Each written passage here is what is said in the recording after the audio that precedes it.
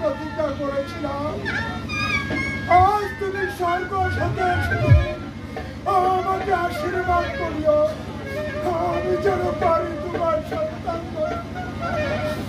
মানুষ জানায়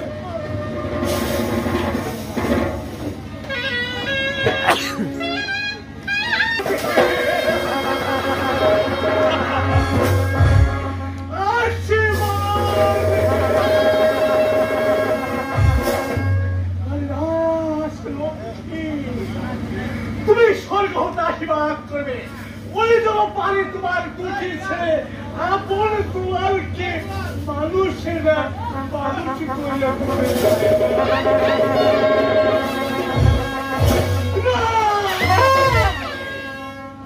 তোমার একটা কথা জানা উচিত ছিল তুমিও হিন্দু আমিও হিন্দু আমি শেষ স্থানে দণ্ডে না থাকতে তোমার দুটি ছিল অর্পণ করে একটা মুসলমানের হাতে তুমি কি পারত না তোমার একটা ছেলেকে মানুষ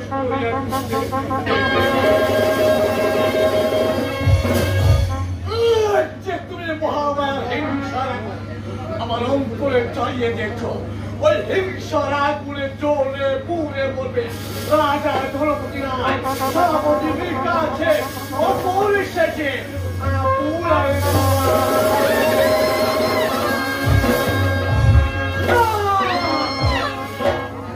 আমি তোমার মৃত্যুদেহ চিতায় তুলে দিয়ে আসি চিতায় তোলা যাওয়ার সঙ্গে সঙ্গে এই সারাটা রাজ্যের মধ্যে দাঁড়িয়ে ওই মন্ত্রী দল বাহাদুরি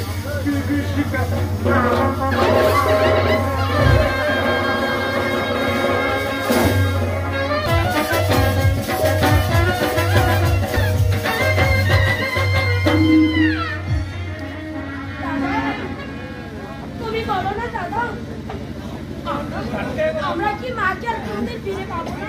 ওরে দুলা কে চলে যায় শত কাটলেও সে আর কোনোদিন এই পৃথিবীর মধ্যে ফিরে আসে না। দাদা হ্যাঁ আমরা তাহলে মা বলে কাকে ডাকবো দাদা? ওরে ভাই দুলা তুই কাঁদিস না রে ভাই, তুই সদাই সর্বদাই আমার কাছে থাকি দুলা। তুমি বলো দাদা আমি আমার মাকে কোনোদিন আর খুঁজে পাবো না।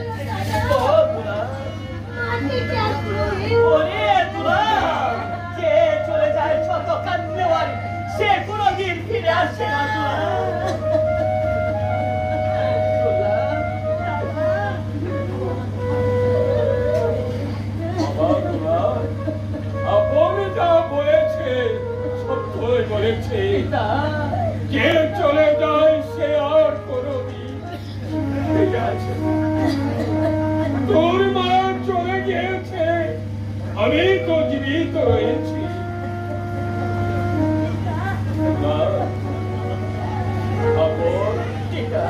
দেখতে ভাবে যদি ভেঙে করে তাও ধরে আমি কেমন করে এই হাত ধরে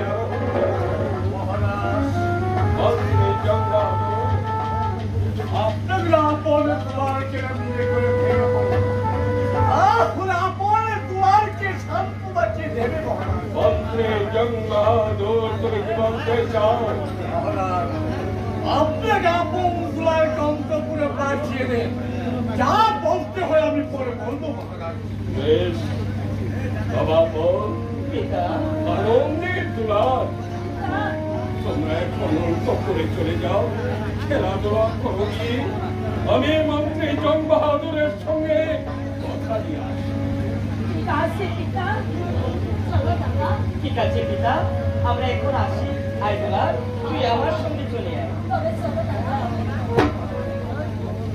মন্ত্রী জং বাহাদুর, বলো তুমি কি বলতে চাও? আমি কি বলবো মহারাজ, এই প্রধানের কথাটা ব্যাখ্যা না করতে পারছি না। রানী রাজ লক্ষ্মী মৃত্যুর পর এই রাজ্যের মধ্যে একটা লক্ষ্মী প্রবেশ করে। হ্যাঁ মহারাজ, তাহলে তুমি কি বলতে চাও? আমি কি বলবো মহারাজ, তাছাড়া প্রধানরা বলা বলি করেছে এই রাজ্যের মধ্যে যে নতুন করে এই গৃহে লক্ষ্মী একটা মৃত্যুর সময় আমি রানীর হাত ধরে এই সিংহাসনে আরোহণ করে রানী রাজ লক্ষ্মীর সঙ্গে যে প্রতিজ্ঞা আমি করেছি, আমি কোনদিন দ্বিতীয় দান গ্রহণ করব।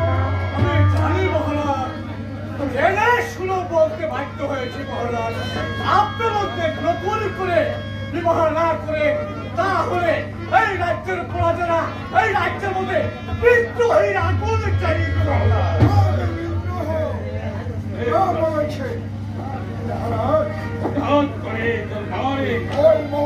প্রজা মহল থেকে ছুটে আসলাম।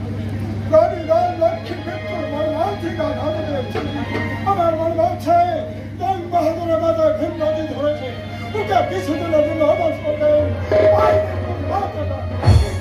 আর সেই সুযোগে তুমি আমার সৈন্য সাথে যাচ্ছ।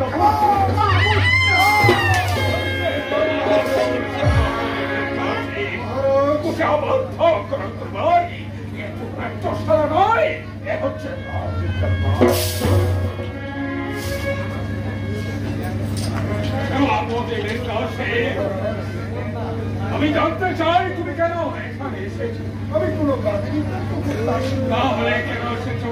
আমি এসেছিলাম আপনার দুলারকে নিয়ে যেতে। কোথায় নিয়ে যাবে?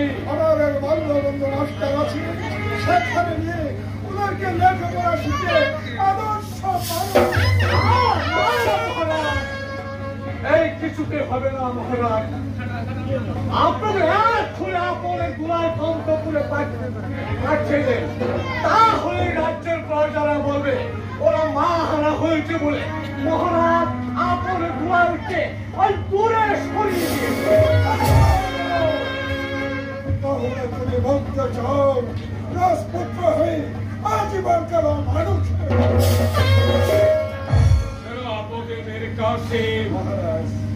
তোমার বাল্য বন্ধু বাড়িতে আপনার দুলালকে লেখাপড়া শিক্ষা দেওয়ার জন্য আপনাদের কাছে তুমি তো জানো ওরা যে মাতৃহীনা, তাই তো ওদেরকে শিক্ষা গুরু মাস্টারকে বলে দেবে, ওদেরকে মানে ওদেরকে ভালো করে জানো।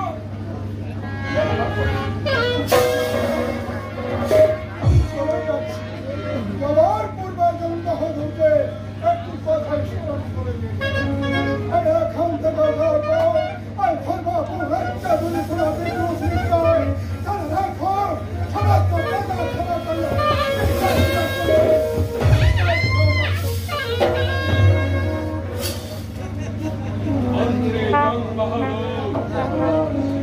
দেখতে দেখতে ওর বাল্যবন্ধু মাস্টারের বাড়িতে চলে গিয়েছি। আজকাল মতো আমি দরবার ভঙ্গ করে দিল। সবাই আমার সঙ্গে